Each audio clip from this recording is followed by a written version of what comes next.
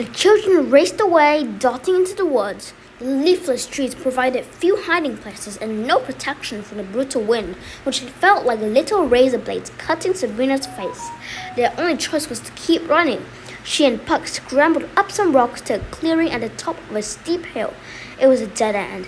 In front of them was a 400-foot drop to the Hudson Valley below. The hotel Ferryport Landing was laid out before them. As Sabrina hadn't been sure they were going to die, to her thought the view was rather nice. Puck, The boy turned to her. I know what you are going to say, and I think it's an excellent idea. I'll leave you here and save myself. That's not what I was going to say at all, Sabrina shouted. I was going to ask you if you had any ideas for getting us out of this. Grim, you usually handled the running and crying part. Sabrina looked down the steep hill. It was covered in snow. If only we had a sled, she mumbled. Puck's eyes lit up. He turned around and got down on his hands and knees. What are you doing? Sabrina asked. Climb on my back, Puck insisted. I've got an idea. Sabrina was all too familiar with Puck's ideas. They usually ended in a trip to the emergency room, with the monster lumbering up the rocky hillside behind them. There were few options. Sabrina sat on the boy's back with a leg on each side of him. Okay, what now? Grab my tusk. Grab your what? Puck turned his hand toward her. His face had transformed into that of a walrus. He had two long tusks protruding from his mouth and a mustache of bristly, thick hair. His nose had shrunk into his oily black face, and his eyes were large and brown. Sabrina cringed, but reached around with her good arm and grabbed firmly onto one of his tusks. Please don't do this, she whimpered. This is such a bad idea. The only bad ideas are the ones never tried, Puck said as his body began to puff up. Layers of blubber inflated under Sabrina. Puck's shirt disappeared and replaced by a super slippery skin. Keep your hands and feet inside the ride until we come to a complete stop, he shouted. Here we go! Puck leaped forward just as the beast reached the top of the hill. The boy's slick walrus body rocketed down the steep slope toward town. Sabrina held on for dear life. They zipped between trees and bounced over jutting rocks. Sabrina turned back, confident the monster wouldn't follow them on this desperate flight, only to see it plowing down the hill after them, knocking over trees as if they weren't even there. Jabberwocky! It screamed. Puck the walrus raced down the bank of a frozen stream, ramping off a rocky outcropping and soaring into the air. The children fell for what seemed like forever, and hit the ground hard, narrowly missing the spiky branches of an oak tree. Sabrina turned again to mark the monster's progress. It too used the rocky ramp and sailed into the air. Flapping its wings, it soared higher and higher. Then a strong wind knocked it off course and it slammed hard against the mountainside. Moments later, Sabrina lost sight of it completely, though she could still hear it braying in the distance. I think we lost it. We're safe, she cried, just as the ground leveled off. Unfortunately, Puck's slippery body was still zipping along as a 4-lane highway of speeding cars appeared in front of them. Unable to stop, Puck skidded into the traffic, spinning several times as he tried to avoid a pickup truck. The startled driver slammed on his brakes. Tires squealed and bumpers crunched. Shrill horns filled the air, but the children still couldn't stop. On the other side of the road was another steep hill. They whipped down it, heading right for a ramshackle old barn. Its doors were wide open and they slid right in, crashing at last into the far wall of an empty stable. Let's do it again, Puck said, laughing so hard he rolled on his fat, blubbery side. Giggling, he transformed back into his true form, an annoying 11-year-old boy. Sabrina held her sore arm and gazed around the barn. A few bales of hay sat in the corner, and an old plow lay rusting on the ground. Several windows high on the wall were wide open, allowing the snowstorm to blow inside. It was a great place to hide, if they didn't freeze to death in the process. Grim, you looked and fell out of the ugly tree and hit every branch, Puck said when his giggling was finished. Sabrina's head hurt too much for her to come up with a snarky comeback. She was exhausted and her arm felt as if it were ready to fall off. Puck must have sensed how desperate she felt, or maybe he just heard her teeth chattering, because he did something so un-Puck-like. Sabrina couldn't believe it. He got up, sat down behind her, and let his enormous fairy wings sprout from his back. Then he wrapped them around her to keep the bitter cold away. It was the first truly nice thing the so-called Trickster King had ever done for her. Instinctively, she wanted to tease him for this rare moment of compassion, but she bit her tongue.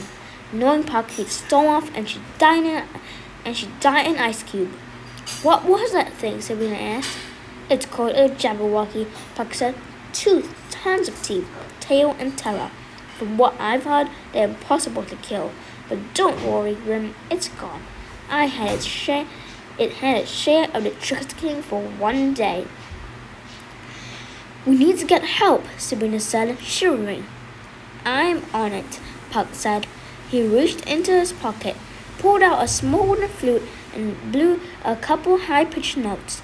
Within seconds, a swarm of little lights flooded through the open windows and surrounded the children. They looked like fireflies, but Sabrina knew better. They were Puck's pixie servants, or as he called them, his minions, and they did whatever Puck asked of them, especially if it was mischief. They buzzed around their boy leader and waited for instructions. Go get the old lady, Puck said to them, and bring me something to start a fire. The pixies buzzed and darted out through the barn windows. Moments later, a wave of them returned, carrying tree limbs and dead leaves. These they arranged in a pile in front of the children and then zipped away again. Soon, a second swarm returned, carrying a single bottle of root beer, which they gently placed in Puck's hands. You have served me well, minions, he said, unscrewing the top and tossing it into a corner of the barn. He chugged the whole drink and tossed the bottle aside. Ah, he said, as he wiped his mouth on his sleeve. Was that refreshing? I'd hate for you to be thirsty. Maybe you would like a sandwich, too, Sabrina snarled. Puck was always thinking of himself. Keep your pants on, the boy said. Something has to be done to keep you from turning into a grimsicle. He unfolded his wings, stood up, and leaned over the pile of timber. His eyes were watering, apparently, from all the gassy soda, and suddenly he opened his mouth wide and belched.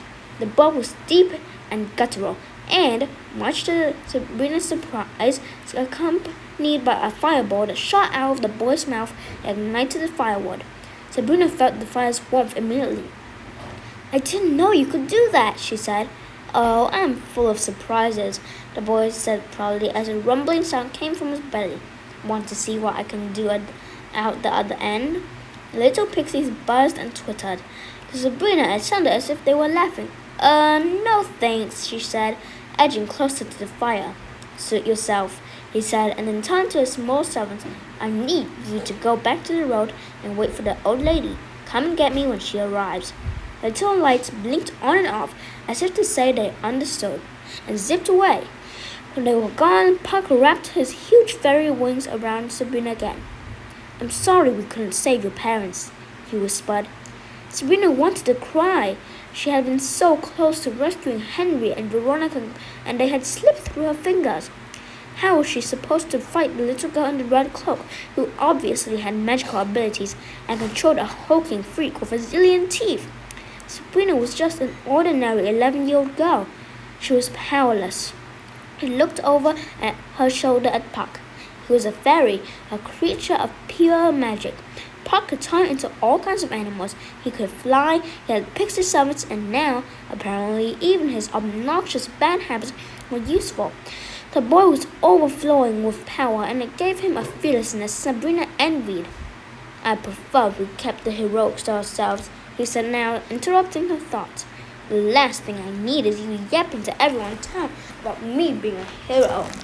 I am most definitely not a hero. I'm a villain of the worst kind, said Sabrina, finishing the boy's sentence. I know. Puck, aka the Trickster King, had made it clear on numerous occasions that he was one of the bad guys, but lately it seemed that he was always saving the day. And don't you forget it. How could I? Sabrina said. You tell me every 10 minutes. Puck didn't respond, and for a long moment the children were silent. Still, thanks for saving me, Sabrina said as she felt herself drift off to sleep. No problem. I'll just add it to your tab, he replied. Chapter 2. When Sabrina woke, she was in a hospital room with a clunky plaster cast on her broken arm. Her little sister Daphne sat on the edge of her bed, busily scribbling "Get well soon" on the cast with a black marker. Daphne had been through a lot in the last year and a half. Both of them had. The orphanage, the insane foster families, the nasty caseworker giants, monsters, and mayhem. Through it all, Sabrina had protected her little sister the best she could, growing up fast so that Daphne wouldn't have to. It was worth it to keep the ever-present smile on her little sister's face. "Hey, monkey," Sabrina said. Daphne screamed with joy and hugged her sister tightly. "Are you okay?" Sabrina asked. "I'm fine," Daphne said, kissing her sister on each cheek. "And Granny Rhoda? She's good. She went to get a cup of coffee. She'll be right back. Mr. Canis?" Daphne's eyes welled with tears.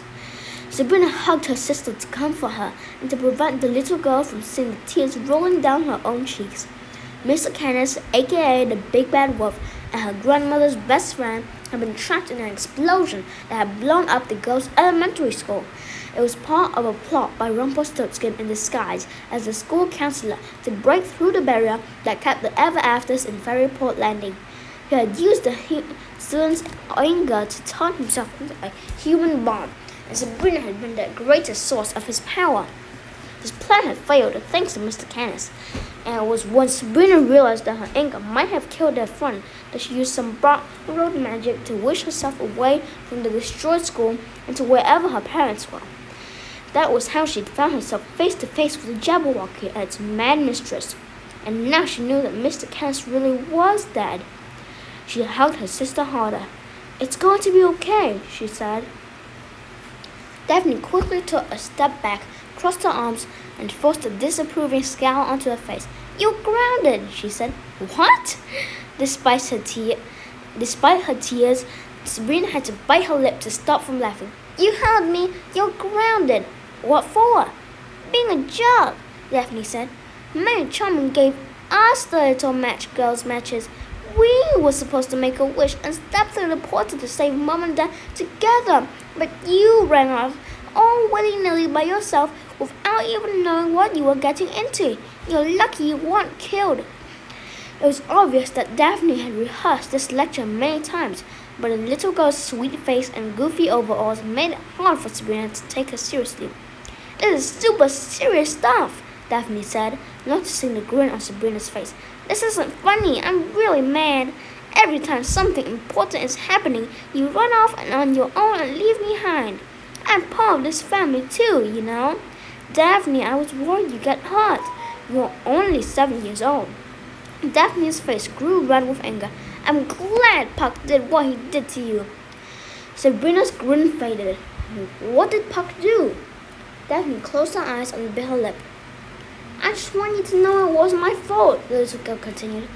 "When Granny told him there was no one in the world you could pay him $7 million for saving your life, well, he got real angry." "What did he do?" "Granny says it will come off eventually," Daphne whispered. Sabrina eyed the black marker in Daphne's hand, and a bubble of fear rose in her throat.